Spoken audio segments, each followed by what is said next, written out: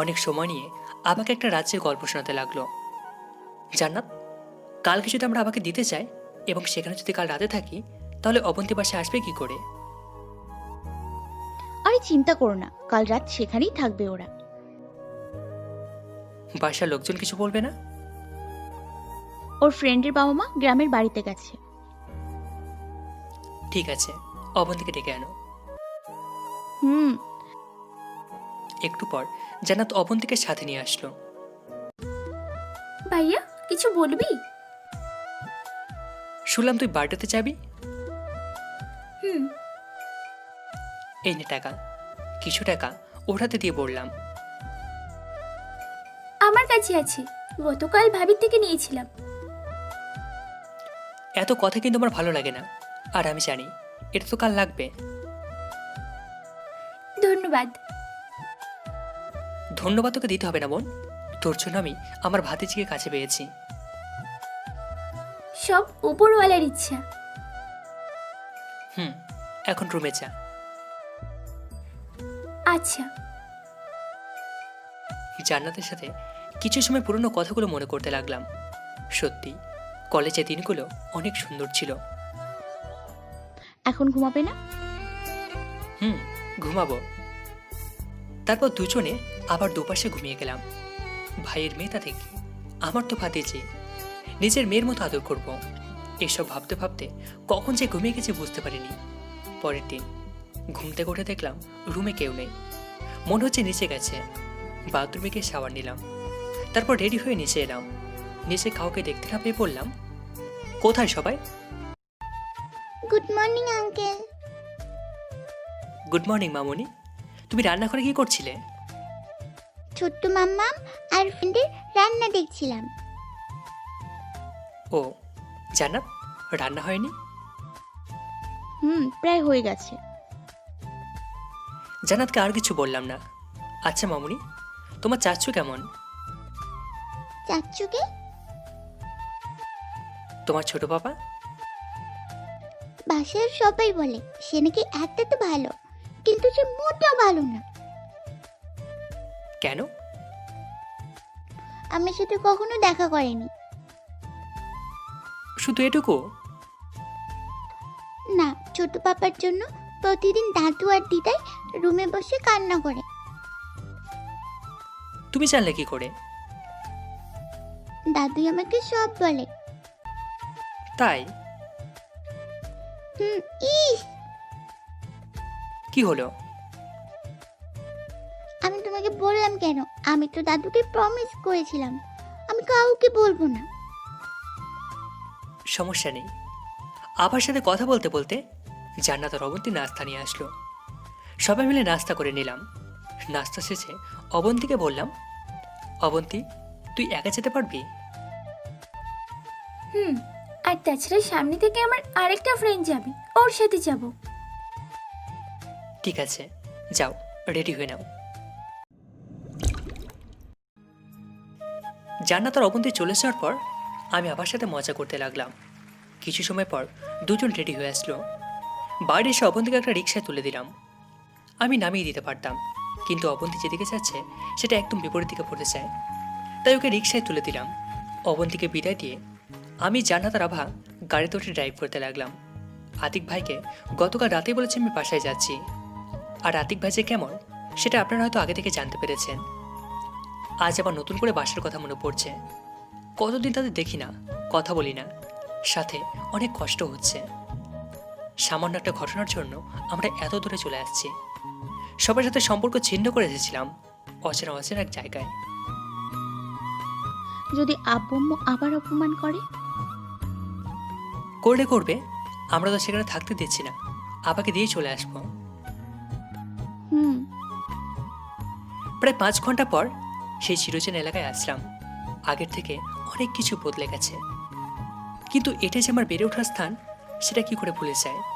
বাসার সামনে আসতেই বুকের বাপাসটা কেঁপে উঠল। অজানা একটা ভয় কাজ করছে। আবার এত সময় ঘুমিয়েছিল, কিন্তু বাসার সামনে আসতে জেগে উঠেছে। সে রহিম চাচা এখনো দারোয়ান রয়েছে। রহিম চাচাকে সালাম দেওয়ার পর আমাকে দেখেই সাথে সাথে বাসার গেটটা খুলে দিল। গাড়িটা পার করে নামলাম। আভা জান্নাতের কোলে। জান্নাতকে সাথে নিয়ে বাসার ভিতর যেতেই দেখলাম ভাবি আর আম্মু কান্না করছে। আমাদের এখনো দেখেননি। হঠাৎ আভা জান্নাতের কোল থেকে নেমে বলল, মাম্মাম। আভাকে দেখে সবাই রীতিমতো অবাক হয়ে তাকিয়ে আছে। মা তুমি কোথায় ছিলে? মাম্মাম, আমি হারিয়ে গেছিলাম, আমাকে ওই আঙ্কেল আন্টি পেয়েছিল। কথাটি বলার পর সবাই আমার দিকে তাকালো। তারা যেন নিজের চোখটাকেও বিশ্বাস করতে পারছে না। আর পারবে বা কি করে? প্রায় 4 থেকে 5 বছর পর তাদের সামনে এসে দাঁড়িয়েছি আমি। আম্মু আব্বু ভাইয়া আমাকে দেখে দাঁড়িয়ে গেল। নিলয় তুই? মাম্মাম, তুমি ওই আঙ্কেলকে চেনো? চিনি মা, উনি আমার ছোট পাপা। আব্বু আম্মুর দিকে তাকালাম। তার চোখ দিয়ে অনবরত নোনাজল ফেলেই চলেছে। ভাই তুই এসেছিস? আভাকে দিতে আসছিলাম। পার্কে ওকে একা পাওয়ার পর বাসায় নিয়ে যায়। সেখানে আপনাদের সবার ছবি টাঙানো থাকায় আপনাদের সবাইকে আমি চিনে ফেলি। তুই আমাদের আপনি করে বলছিস কেন? অনিশ্চয় সত্ত্বেও বলতে হচ্ছে। জান্নাত চলো। দাঁড়াও। সামনের দিকে এগিয়ে গিয়ে আব্বু আমাকে সালাম করে নিল। আর আপনি সেদিন কি করেছিল সেটা জানার জন্য একটু মন চায়নি? আমি আপনার ছেলে। আপনার ছেলে হয়ে আমি কি করে এই ধরনের নোংরা কাজ করতে পারতাম? জান্নাতের ফ্রেন্ডের বাসায় গিয়েছিলাম। সেদিন কোনো নোংরামি কাজের জন্য না।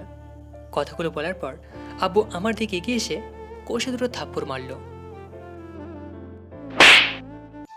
আমি তোর থেকে সেসব জানতে চেয়েছি। গত কয়েক বছর দূরে থেকে খুব কথা বলতে শিখে গেছিস, তাই না? গালে হাত দিয়ে দাঁড়িয়ে আছি। তোরা যখন সেদিন বাসায় ওই অবস্থায় এসেছিলি তখন আমি কিছুই বলিনি, কিন্তু সেদিন বাসায় আসা গেস্টরা যখন বাজে মন্তব্য করেছিল তখন মাথা ঠিক ছিল না। আর তুই কিভাবে ভাবলি যে আমি তোকে মারবো? জন্মের পর থেকে তোদের দু ভাইয়ের গায়ে হাত তোলা তো দূরে থাক, কখনো বকা দিয়েছিলাম? যখন ভেবেছি তোকে আপন করে জড়িয়ে নেব তার আগে মুহূর্তে মানুষের বাজে মন্তব্য শুনে তোকে আপন করে নিতে পারিনি। যখন আমার ভুল বুঝতে পারলাম তখন তুই ছিলি না। কত রাত নির্ঘুম কেটেছে জানিস না? আর জানবি কী করে? আমরা তো কাউকে বলিনি। যখন আবার জন্ম নিল তখন আভাই তোর মতো পুরো বাসাটাকে মাতিয়ে রাখতো, একদম তোর মতোই হাসি খুশি থাকে। আভাকে পাওয়ার পর তোকে আরও বেশি করে মিস করেছিলাম। তোর কথা সব আভাকে বলতাম, আর তুই আজ আমাকে আপনি করে বলছিস। কথাগুলো বলে আব্বু সোফার উপর বসে গেল। আব্বু ভাইয়ার ভাবি আভাকে কোলে নিয়ে আমাদের কাছে এলো। প্লিজ বাবা, আমাদের ক্ষমা করে দে। কি বলছে এসব? হ্যাঁ, আমাদের ভুল হয়ে গেছে, প্লিজ আমাদের মাফ করে দে। যদি চাস তাহলে আমি তোর সামনে মাথা নিচু করছি। আম্মু প্লিজ থামো। আর তোমাদের উপর আমার কোনো রাগ বা অভিমান নেই। তাহলে আর বাসা ছেড়ে যাবি না বল? হ্যাঁ নিলয়, নীল ঠিকই বলছে। কিন্তু আম্মু, আমাদের সাথে আরেকজন আছে যে এখানে আসতে পারেনি, আর ওকে ছাড়া আমরা এখানে থাকতে পারবো না। আমার সেই ফ্রেন্ড। হুম।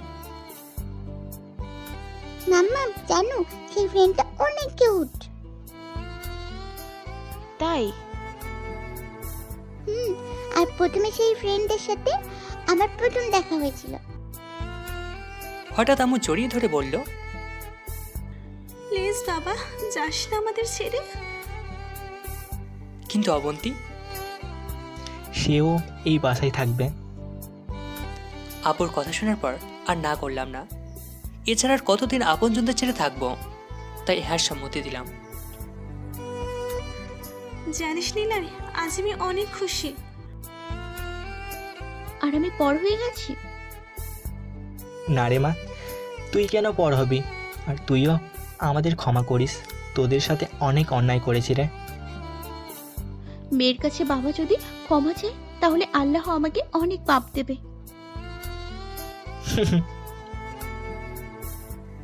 এখন আর কোনো রাগ অভিমান নেই। আর পরিবারের সাথে রাগ অভিমান করে থেকে কথা বলা বন্ধ করে চলে যাব, সেটা আমি বা জান্নাত না। সবার সাথে আরও কিছু সময় কথা বলে রুমে চলে গেলাম। রুমে গিয়ে অনেক অবাক হলাম, সে আগের মতো সাজানো গোছানো রয়েছে। মাঝে মাঝে হয়তো পরিষ্কার করা হয়। রুমে এসে দুজন ফ্রেশ রুমে বসে আছি। হঠাৎ ভাবি রুমে আসলো। থ্যাঙ্কস নিলয়, তুই যদি না থাকতি তাহলে হয়তো আমরা আর মেয়েটাকে খুঁজে পেতাম না। ভাবি শান্ত হও, আর আমি যেটুকু করেছি তার থেকেও বেশি করেছে আমার বোন। তোর বোন মানে? তোর বড় কোনো বোন আছে নাকি? বড় না, ছোট। বাসায় এসে তো দেখিনি। আব্বু আম্মু নিজের মেয়ে না। তাহলে খাবার খেতে খেতে বলি। চল জান্নাত, চলো। নিচে আসতে দেখলাম সবাই খাবার টেবিলে বসে আছে, আমিও বসলাম। আঙ্কেল, তুমিও আমাদের সাথেই থাকবে? আভা, এটা আঙ্কেল না, এটা তোমার ছোট পাপা। কি, ছোট পাপা? হুম। কিন্তু ছোট পাপা, তুমি অনেক বোঝা। তাই কেন শুনি? আমাকে মাত্র একদিন আদর করছো। এখন থেকে প্রতিদিন করব। প্রমিস? প্রমিস। এখন চুপ করে দুজন খা। দেখো বুড়ি, তুমি আমার আর ছোট বাবার মাঝে কথা বলবে না। এখন বুড়ি, আর এতদিন কি ছিলাম? আমার কি উঠেছিলে? তাহলে বুড়ি হলাম কি করে? এই যে আমাদের মাঝে কথা বলে। খাওয়া দাওয়া শেষ করে সবাই সোফার উপর বসতেই ভাবি পড়ল। নিলয়, এখন বল, কে তোর বোন? বোন? বোন। নীলের মা, তোমার ছোট ছেলে পাগল হয়ে গেছে, ওকে মেন্টাল হাসপাতালে নিতে হবে। না আব্বু, ও ঠিকই আছে। আরে আমার কোনো মেয়েই তো নেই, যা আছে সেটা হলে তুই আর অরিতা। তোমাদের মেয়ে না আম্মু, আমরা ওকে পেয়েছিলাম সেই থেকেই আমাদের বাসায়। ভালো করে বল। আমরা দুজন একদিন পার্কে ঘুরতে যাই। ঘোরাঘুরি শেষে সন্ধ্যার দিকে কান্নার আওয়াজ পেতেই আমরা দুজন ঘাবড়ে যাই এবং খুঁজতে থাকি। কিছু সময় খোঁজাখুঁজি করে দেখতে পাই একটা মেয়ে কান্না করছে। ওকে জিজ্ঞেস করতেই বলে সে নাকি বাড়ি থেকে পালিয়ে আসছে। কারণ জানতে চাইলে ও বলে ছোটবেলায় ওর মা মারা যায়। ওর বাবা একটা বিয়ে করার পর থেকেই ও সৎ মা ওর উপর নির্যাতন করতে থাকে। একটা কিছু ভুল হলেই শুধু মারতো এবং সারাদিন আর খাবার খেতে দিত না। তারপরেও সব সহ্য করে ওই বাসায় থাকতো। কিন্তু যখন একটা নেশাখোর ছেলের সাথে ওর বিয়ে দেওয়ার জন্য ও সৎ পা উঠে পড়ে নামে, তখন ও বিয়ের দিন বাসা থেকে পালিয়ে আসে। সেখান থেকে ওকে আমাদের সাথে বাসায় নিয়ে যায়। তারপর থেকেই ও আমাদের বাসায় থাকতো। নিলয় ওকে বোনের স্বীকৃতি দেয় আর আমি ননদের। তবে ওকে কখনো পর ভাবিনি, সবসময় নিজের বোন হিসেবে কাছে রেখেছি। কখনো কাজের বোঝা ওকে চাপিয়ে দিইনি। যদিও কষ্ট পায়, মেয়েটা জীবনে অনেক কষ্ট পেয়েছে, নতুন করে যেন কষ্ট না পায়, তার জন্য ওকে নতুন কলেজে ভর্তি করা হয়। এভাবে চলছিল। কিন্তু যেদিন আভামণি হারিয়ে যায় সেদিন আমরা ওই পার্কে ঘুরতে যাই। আমি আর নিলয় যখন আলাদাভাবে হাঁটছিলাম তখনও অন্যদিকে যায়। একসময় আভাকে পেয়ে আমাদেরকে কল দেয়। আমরা সেখানে গিয়ে দেখি আভামণি। কিন্তু তোরা আভাকে চিনলি কি করে? আমাদের চিন্তা হয়নি, আমাদের নতুন বাসায় তোমাদের ছবি টাঙানো ছিল, সেটা দেখেই আভা বলে। আর তারপর আমরা সবাই এখানে। মেয়েটার নাম কি? অবন্তী। তুমি জানলে কি করে? আভা বলেছে। ও, কিন্তু সে কোথায়? ও ফ্রেন্ডের বার্থডে পালন করতে গেছে। মেয়েটা অনেক ভালো, যার জন্য আমরা আমাদের নাতনিকে ফিরে পেয়েছি। হ্যাঁ, কিন্তু আব্বু, আমরা এই বাসায় থাকতে পারবো না। কেন? অবন্তীর জন্য। মানে? আম্মু, আমরা অবন্তীকে ছাড়া এই বাসায় থাকতে পারবো না। আমরা ছাড়া পৃথিবীতে ওর বলতে কেউ নেই।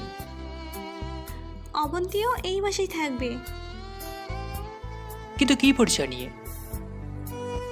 আমার মেয়ে হবে। কথাটা শুনে আমি আর জান্নাত অনেক অবাক হলাম। সত্যি বলছো আব্বু? মা, সত্যি। থ্যাংক ইউ আব্বু। হয়েছে পাগলি, এবার ছাড়। হুম।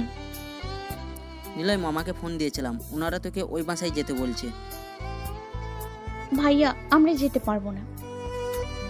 কি বলছো এসব?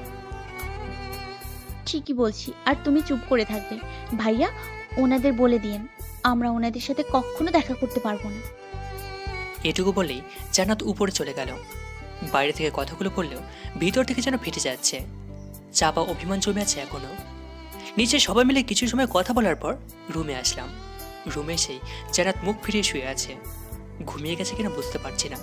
জান্নাতকে পিছন থেকে জড়িয়ে ধরে শুয়ে বললাম, ঘুমিয়ে গেছো? না, কেন? এমনি। তাহলে ছাড়ো।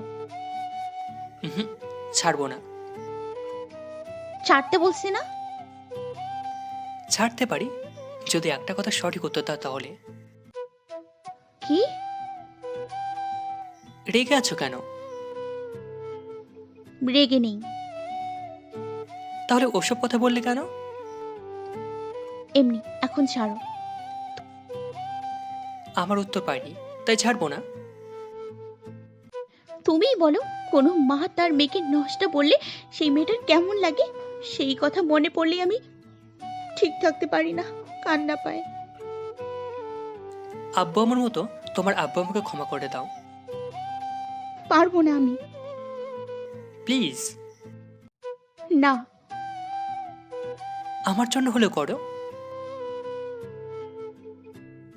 আমি জানি বাবু, তুমি এখন ওনাদের ক্ষমা করে দিয়েছো। হুম। লাভ ইউ বউ। আই লাভ ইউ টু পাগল, এখন ছাড়ো।